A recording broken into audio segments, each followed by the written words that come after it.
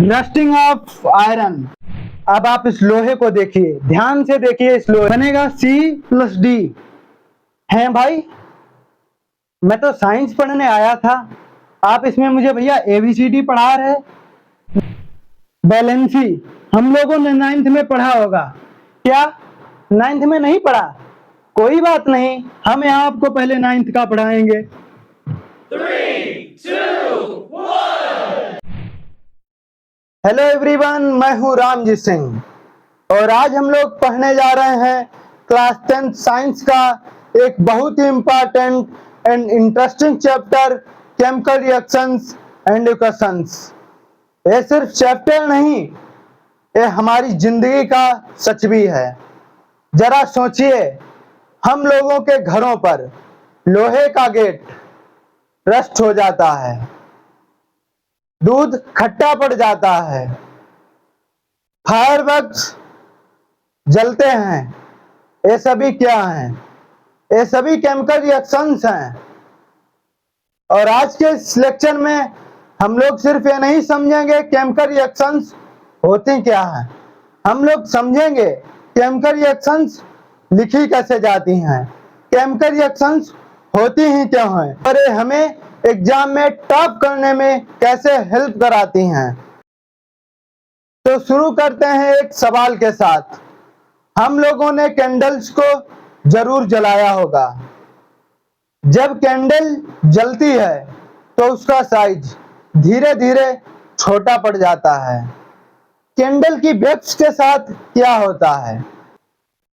Candle जब जलती है तो उसमें से लाइट, हीट, स्मोक निकलती है और एक नई चीज भी जनरेट होती है। ये सब क्या है? ये केमिकल रिएक्शन है।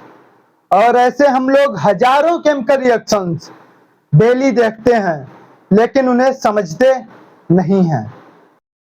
तो अब आप कॉपी और पेन निकाल लीजिए और बोर्ड पर हम जो भी लिखें उसे जरूर लिखिए, केमिकल रिएक्शंस एंड इक्वेशन। तो शुरू करते हैं आज के इस मास्टर क्लास को। इस क्लास में हम लोग समझेंगे केमिकल रिएक्शंस क्या होती हैं, केमिकल इक्वेशन क्या होती हैं, केमिकल इक्वेशन बैलेंस कैसे करते हैं, केमिकल रिएक्शंस के टाइप क्या होते हैं, ऑक्सीडेशन रिडक्शन को फील करेंगे। पहला कीवर्ड है चेंज। चेंज की डेफिनेशन है, change is the process in which initial state of any substance differs from final state, original state। Definition बोलती है किसी भी ऑब्जेक्ट की इनिशियल स्टेट उसके जब फाइनल स्टेट से डिफर मतलब अलग होती है, यही चेंज है। हम लोग ऐसे डेली हजारों एग्जांपल्स देखते हैं, जैसे दूध खट्टा हो जाता है, ये क्या है? ये चेंज है। दूध दही में बदल जाता है। भोजन जब हम लोग कुछ समय के लिए रख देते हैं तो पॉइजनस हो जाता है। ये सभी चेंज हैं। अब हम लोग पढ़ेंगे classification of change.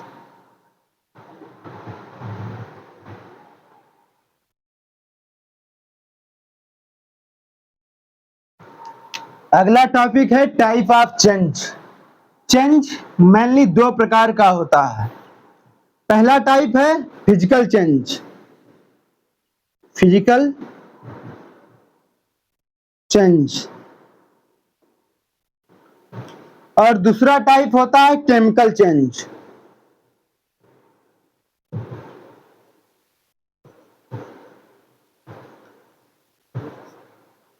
Physical change को समझने के लिए मान लीजिए आपके स्कूल में क्लास 9th की मार्कशीट मिले और उसे अपने पिताजी के सामने लेकर जाइए और उसे बीच से फाड़ दीजिए। पिताजी से पूछिए, पिताजी बताइए ये फिजिकल चेंज है या केमिकल चेंज है? भाई साहब ऐसा करना मत, बहुत थप्पड़ पड़ेंगे। फिजिकल चेंज को समझने के लिए मान लीजिए हम एक रफ पेज को ले लेते हैं और उसे बीच से फाड़ देते हैं। हम लोग बोर्ड पे एक पेज को बना लेते हैं। मान लीजिए हम लोगों ने एक रफ पेज ले लिया और इसे बीच से ऐसे टीयर कर दिया, ये ऐसे दो भाग में बदल जाएगा। ये क्या है, पहले उस पेज का इतना बड़ा साइज था, हम लोगों ने बीच से इसे कट कर दिया, तो एक ये पार्ट हो गया, पार्ट 1, और ये पार्ट 2 हो गया। मतलब हमने रफ पेज को फाड़ कर उसका साइज चेंज कर दिया, उसे दो भाग में बदल दिया। जब हम किसी भी ऑब्जेक्ट का या किसी भी सब्सटेंस का साइज, शेप या उसकी फिजिकल स्टेट चेंज करते हैं, फिजिकल स्टेट चेंज करते हैं, तो ये फिजिकल चेंज कहलाता है। केमिकल चेंज, मान लीजिए इसी पेज को जो हम लोगों ने पेज अभी लिया था और इसे बीच से काट दिया था, इसी पेज को हम लोग जला देते हैं। जलाने पर हमें उसमें से लाइट, हीट, स्मोक और अंत में कुछ राख बचेगी। ये क्या है, एक केमिकल चेंज है। केमिकल चेंज की अब हम लोग डेफिनेशन लिख लेते हैं। केमिकल चेंज होता है change in composition, change in composition of substance along with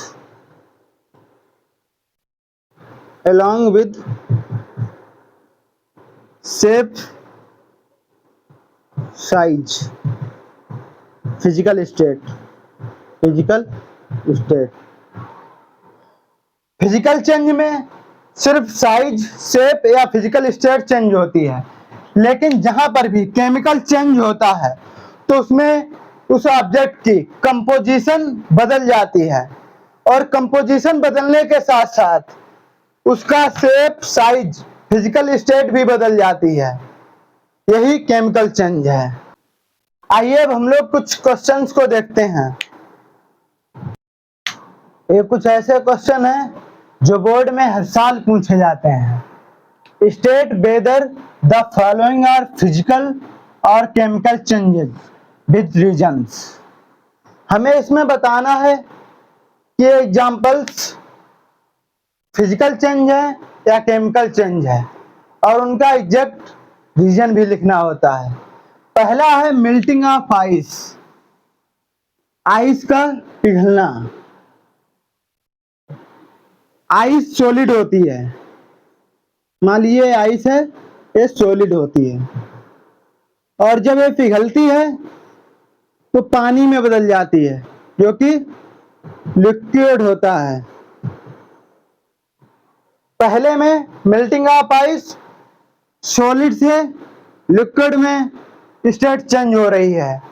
इसमें किसी भी प्रकार का कोई नया पदार्थ, नया सब्सटेंस नहीं बनता है, सिर्फ इसकी फिजिकल स्टेट चेंज होती है। मतलब यहाँ एक फिजिकल चेंज है। फिजिकल चेंज को हम लोग पी से लिखेंगे, केमिकल चेंज को हम लोग सी से लिखेंगे। दूसरा क्वेश्चन है बर्निंग ऑफ कैंडल, मोमबत्ती का जलना। हम लोगों ने लेक्चर के शुरू में भी समझा था इसे, एक बार यहाँ भी इसे समझ लेते हैं। मान लीजिए एक कैंडल है, आर्ट बहुत अच्छी नहीं है फिर भी आप इसे समझ लीजिए। एक कैंडल है और उसमें से लाइट यहाँ पर ऐसे निकल रही है। जब कैंडल जलती है तो हम लोगों ने ऑब्जर्व किया होगा, जो वैक्स होता है वो धीरे धीरे मेल्ट होकर ऐसे साइड्स में गिरने लगता है, और यहाँ पर मोमबत्ती जब जलती है तो यहाँ पर इसमें से लाइट निकलती है। बर्निंग ऑफ कैंडल बहुत ही इंपॉर्टेंट है, लगभग हर साल बोर्ड में पूछा ही जाता है। कभी कभी 2 नंबर में पूछ लिया जाता है, कभी कभी इसे एमसीक्यू टाइम में पूछ लिया जाता है। और एमसीक्यू टाइम में जो 4 विकल्प दिए गए होते हैं वो 4 विकल्प होते हैं। पहला वो दे देंगे फिजिकल चेंज, दूसरा लिख देंगे ये केमिकल चेंज है, तीसरा लिख देंगे this is physical and chemical change, both change. और चौथा नन ऑफ दीज। तो बर्निंग ऑफ कैंडल को अच्छे से समझते हैं। जो यहाँ पर है, जहां पर वैक्स जलता है, यहाँ पर लाइट, हीट और स्मोक निकलती है।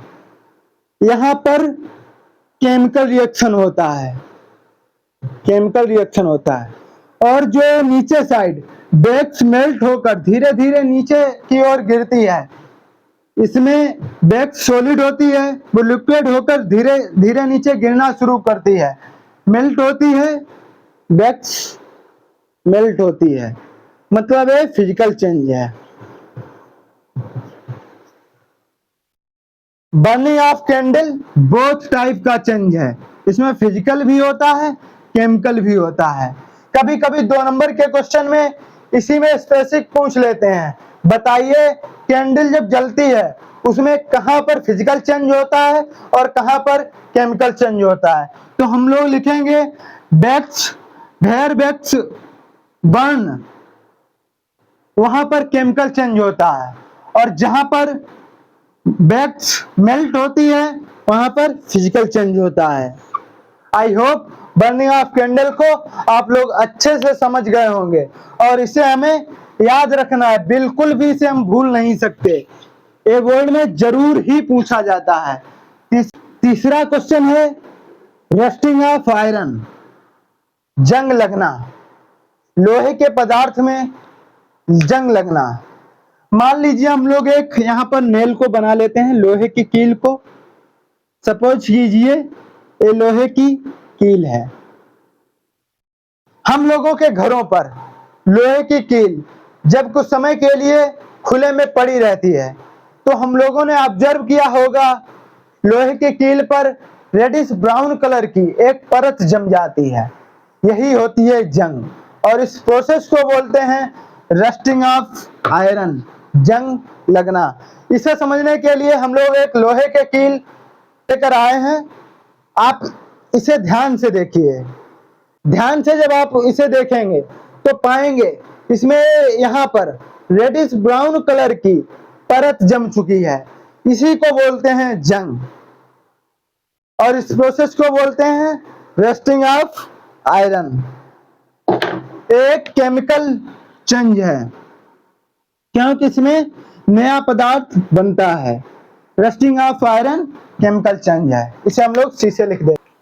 चौथा है टीयरिंग ऑफ पेपर। अभी जब हम लोगों ने फिजिकल और केमिकल चेंज को समझा था, तो इसी टीयरिंग ऑफ पेपर का एग्जांपल लिया था।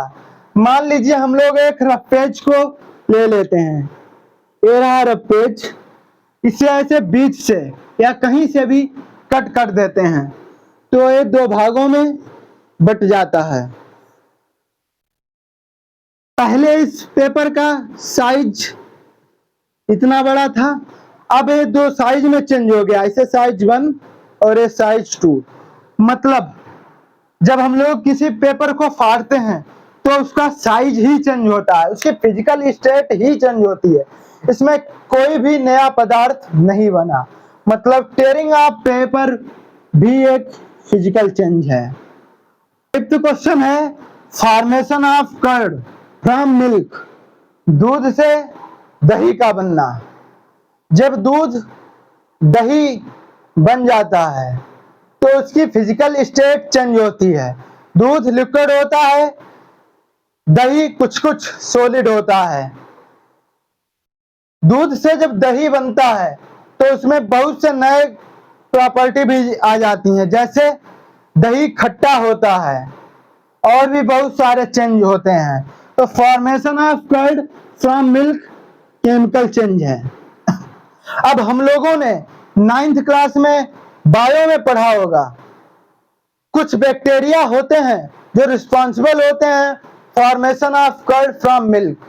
कमेंट सेक्शन में जिन्हें याद हो वो बताइएगा कौन से बैक्टीरिया होते हैं जो formation of curd from milk के लिए रिस्पॉन्सिबल होते हैं। अगले लेक्चर में हम लोग बता देंगे कौन से वो बैक्टीरिया होते हैं। तो ये क्वेश्चन हम लोगों को याद रखने हैं, ये बोर्ड में हर साल लगभग पूछे जाते हैं। अब हम लोग चलते हैं मेन जो ये चैप्टर का मेन सेक्शन है उसकी ओर। आइए अब हम लोग एक्टिविटी 1.1 करते हैं। एक्टिविटी 1.1 बोलती है कि एक मैग्नीशियम रिबन को लीजिए जो कि 4 से 5 सेंटीमीटर लॉन्ग होनी चाहिए। इस मैग्नीशियम रिबन को एक सैंड पेपर के साथ रब कीजिए। मान लीजिए हम इस मैग्नीशियम रिबन को एक सैंड पेपर के साथ रब करते हैं। रब करने के बाद एक कैंडल को लीजिए और इस मैग्नीशियम रिबन को कैंडल के पास लाकर जला दीजिए। बर्न इट, जला दीजिए। जब ये मैग्नीशियम रिबन जलेगी तो हम लोग देखेंगे मैग्नीशियम रिबन एक बहुत ही डैजलिंग लाइट के साथ जलती है। डैजलिंग लाइट मतलब बहुत ही चमकदार लाइट के साथ जलती है। मैग्नीशियम रिबन जब जल जाती है तो हम लोगों को जो राख मिलती है, जो हम लोगों को ये राख मिलती है, ये होती है मैग्नीशियम ऑक्साइड। और जो ये प्रोसेस होती है इसमें केमिकल रिएक्शंस होते हैं जिससे लास्ट में हमें राख मैग्नीशियम ऑक्साइड की मिलती है।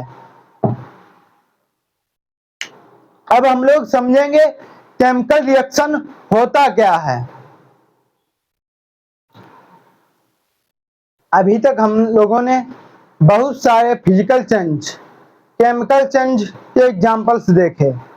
हम लोगों ने केमिकल रिएक्शन की एक एक्टिविटी की, इसमें हम लोगों ने रिबन को जलाया, फिर मैग्नीशियम ऑक्साइड मिली। अब हम लोग शुरू करते हैं पढ़ना केमिकल रिएक्शंस को। आखिर केमिकल रिएक्शन की डेफिनेशन क्या होती है?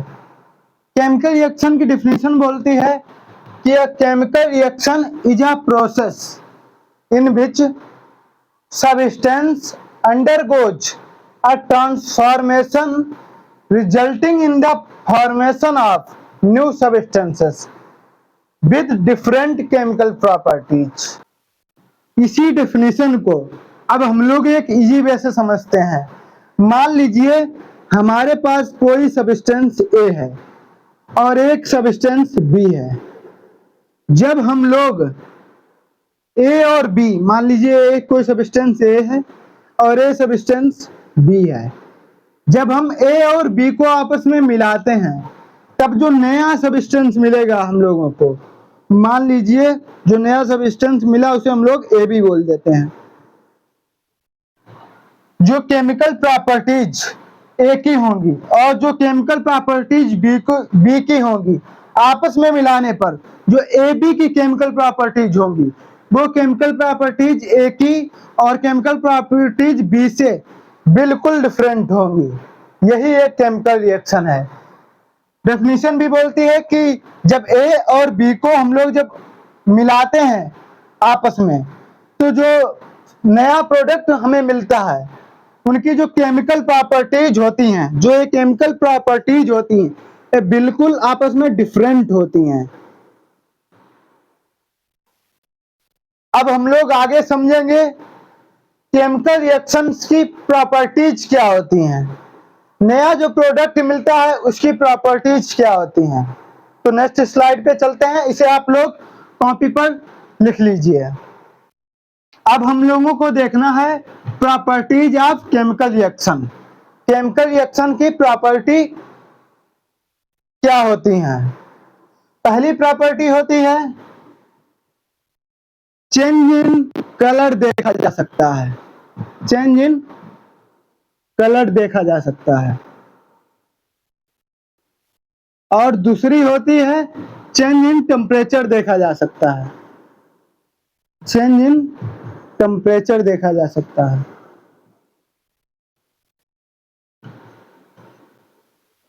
अब हम लोगों ने रोजमर्रा की जिंदगी में देखा होगा बहुत से रिएक्शन ऐसे होते हैं जिनमें हम लोगों को उन्हें करवाने के लिए एनर्जी को देना पड़ता है। जैसे हम लोग जो घरों पर खाना बनाते हैं उसमें कच्ची सब्जी को पकाने के लिए हमें हीट देनी पड़ती है। और हम लोगों ने देखा था जो भोजन का बनना है, कुकिंग ऑफ फूड, वो एक केमिकल चेंज है। तो किसी भी रिएक्शन को करवाने के लिए हमें या तो एनर्जी देनी पड़ सकती है या उससे एनर्जी रिलीज होती है।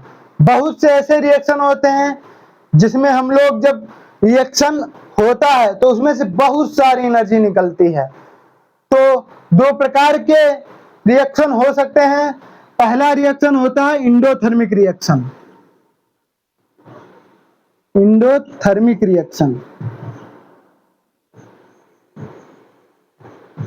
ये चेंज इन टेम्परेचर के अंतर्गत दो टाइप होते हैं किसी भी रिएक्शन के, और दूसरा टाइप होता है exothermic reaction.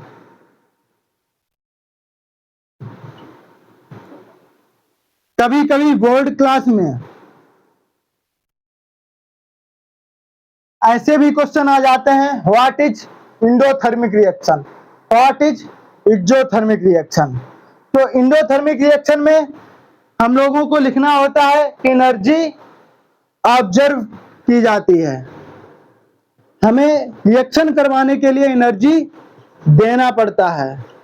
Energy is observe. और ये जो एक्सोथर्मिक रिएक्शन होता है इसमें एनर्जी रिलीज होती है। Energy is released.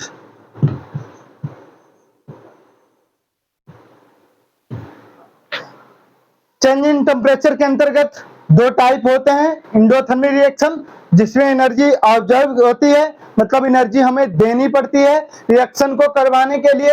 Exothermic reaction में एनर्जी रिलीज होती है, मतलब एनर्जी बाहर निकलती है।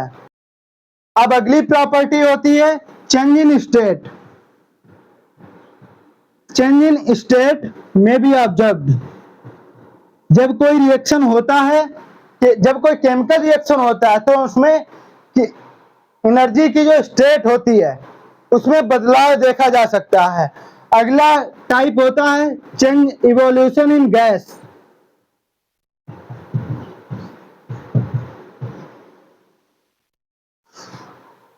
जब कोई केमिकल रिएक्शन होता है तो उसमें से गैस निकल सकती है। और अंतिम जो यहां पर लिख लेते हैं formation of precipitation. Formation of precipitation. एक केमिकल, किसी भी केमिकल रिएक्शन की 5 प्रॉपर्टीज होती हैं जो हम लोगों को याद रखनी है। ये अक्सर बोर्ड में हम लोगों से पूछ ली जाती हैं, या तो 5 नंबर में या फिर 3 नंबर में। Right the chemical properties of a chemical reaction. Chemical reaction की प्रॉपर्टीज लिखिए, जो कि हमें उसमें ये 5 प्रॉपर्टीज लिखनी होती हैं।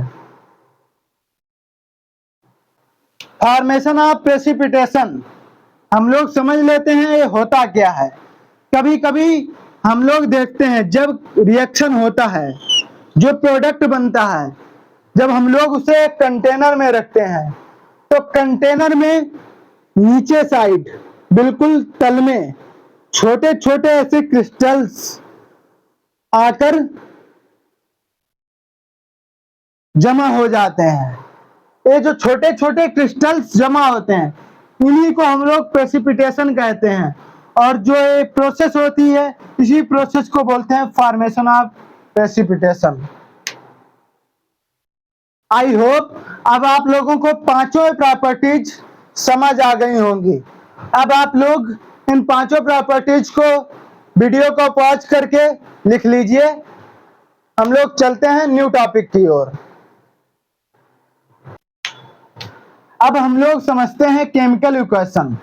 डेफिनेशन बोलती है कि it shows a chemical reaction using symbols and formulas to represent the reactant and the product involved in a reaction. कहने का मतलब, मान लीजिए हम लोग कोई रिएक्शन करवाते हैं, उसमें 2 सब्सटेंस लेते हैं। सब्सटेंस 1 को हम लोग ए से रिप्रेजेंट कर देते हैं, सब्सटेंस बी को हम लोग बी से रिप्रेजेंट कर देते हैं।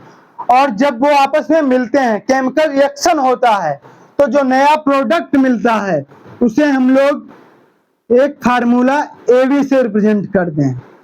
तो जो हम लोगों ने सब्सटेंस A और B को एक A और सब्सटेंस 1 और 2 को A और B से लिख दिया और प्रोडक्ट को AB फार्मूले से रिप्रेजेंट कर दिया। इसी रिप्रेजेंटेशन को हम लोग केमिकल इक्वेशन बोलते हैं। केमिकल इक्वेशन बोलते हैं।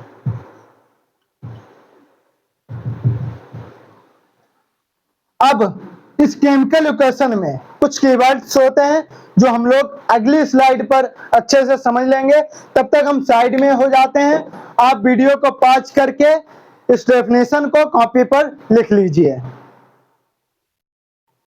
अगला टॉपिक है representation of a chemical reaction. किसी भी केमिकल रिएक्शन को रिप्रेजेंट कैसे करते हैं। मान लीजिए हमारे पास दो सॉल्यूशन हैं। पहला सॉल्यूशन A, दूसरा सॉल्यूशन B। और जब ये दोनों सॉल्यूशन आपस में मिले तो एक नया सॉल्यूशन बना। इसे मान लीजिए हम लोग AB से लिख देते हैं। अब इस एरो से लेफ्ट हैंड साइड जो भी लिखा होता है इसे हम लोग बोलते हैं रिएक्टेंट साइड। Reactant side. और एरो से राइट साइड जो भी लिखा होता है इसे हम लोग बोलते हैं प्रोडक्ट साइड। अब इस एरो से लेफ्ट हैंड साइड जो दो सॉल्यूशन हमने अभी सपोज किए थे इन सॉल्यूशंस को बोलते हैं रिएक्टेंट। इस एरो से लेफ्ट साइड जो भी लिखा होता है इसे हम लोग बोलते हैं रिएक्टेंट। और एरो के राइट साइड जो नया सॉल्यूशन बनता है इसे हम लोग बोलते हैं प्रोडक्ट। अब हम लोग रिएक्टेंट की डिफिनेशन लिख लेते हैं। रिएक्टेंट क्या होते हैं। कभी कभी एक नंबर के क्वेश्चन में बोर्ड में पूछ लिया जाता है व्हाट इज रिएक्टेंट, तो हम लोगों को लिखना होता है substances which undergo a chemical reaction।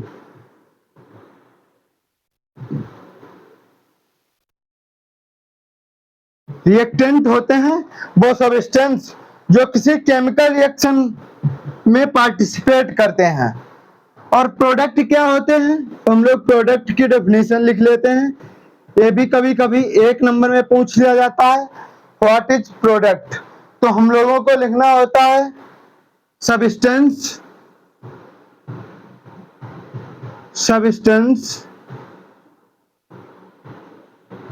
which are substances which are formed as a result of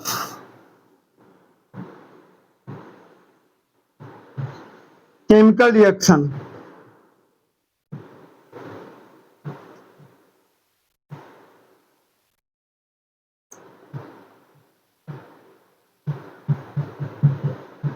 product वो होते हैं substances which are formed as a result of chemical reaction। अब हम लोगों को ध्यान रखना है जो रिएक्टेंट होते हैं वो जरूरी नहीं कि सिर्फ दो हो, वो 3 भी हो सकते हैं 4 भी हो सकते हैं। और जो प्रोडक्ट होते हैं वो भी जरूरी नहीं कि रिएक्शन होने के बाद प्रोडक्ट एक ही बने, एक से ज्यादा भी बन सकते हैं। प्रोडक्ट 2 भी बन सकते हैं 3 भी बन सकते हैं और 1 भी बन सकता है। अब इसे वीडियो को पॉज करके आप लोग लिख लीजिए। हम लोग अगली स्लाइड पर देखेंगे कुछ केमिकल रिएक्शंस के एग्जांपल देखेंगे, फिर हम लोग पढ़ेंगे बर्ड रिएक्शन क्या होता है। उसके बाद हम इस लेक्चर को एंड करेंगे। अब हम लोगों को केमिकल रिएक्शन के कुछ एग्जांपल देखने हैं। वाटर H2O हम सभी लोग जानते होंगे कैसे बनता है। जब हाइड्रोजन के दो एटम और ऑक्सीजन के दो एटम आपस में मिलते हैं तो केमिकल रिएक्शन होता है और H2O जो कि वाटर होता है हमें मिलता है। एक और एग्जांपल हम लोगों ने एक्टिविटी 1.1 में भी देखा था, जब मैग्नीशियम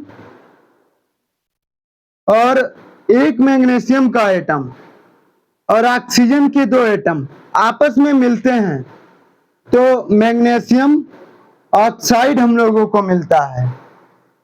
एक केमिकल रिएक्शन के एग्जांपल हो गए। अब हम लोगों को देखना है वर्ड रिएक्शन क्या होता है। वर्ड रिएक्शन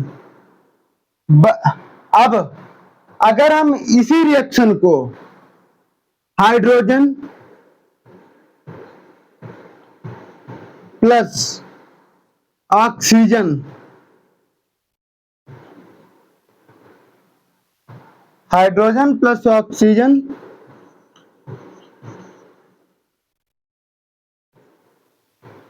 वाटर, अगर हम इसी रिएक्शन को ऐसे लिख दें, हाइड्रोजन को यहां पर ऐसे हाइड्रोजन लिख दें, O2 को ऑक्सीजन लिख दें और H2O को वाटर लिख दें तो ये हो गया बर्ड रिएक्शन। इसी को हम लोग बोलते हैं बर्ड रिएक्शन। मान लीजिए अगर हमें magnesium plus oxygen magnesium oxide का बर्ड रिएक्शन लिखना है, इसका हमें अब बर्ड रिएक्शन लिखना है तो हम लोग लिखेंगे मैग्नीशियम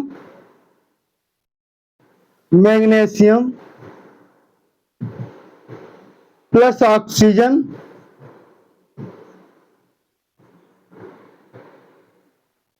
मैग्नीशियम प्लस ऑक्सीजन, जो एज रिजल्ट हमें मिलेगा वो मिलेगा मैग्नीशियम ऑक्साइड।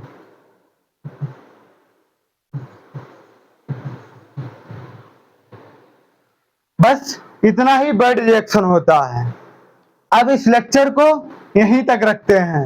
यहां तक हम लोगों ने सबसे पहले इस लेक्चर में समझा था चेंज क्या होता है, उसके बाद हम लोगों ने समझा था फिजिकल चेंज क्या होता है, केमिकल चेंज क्या होता है, केमिकल इक्वेशन क्या होता है, फिर हम लोगों ने समझा था केमिकल इक्वेशन रिप्रेजेंट कैसे किया जाता है, केमिकल रिएक्शन के हम लोगों ने एग्जाम्पल देखे और अंत में हम लोगों ने बर्ड रिएक्शन समझा। अब हम लोगों का जो नेक्स्ट टॉपिक है वो है केमिकल इक्वेशन को बैलेंस कैसे किया जाता है। ये अपने आप में ही एक बड़ा टॉपिक है, इसलिए हम इस टॉपिक को अगले लेक्चर में देखेंगे। धन्यवाद।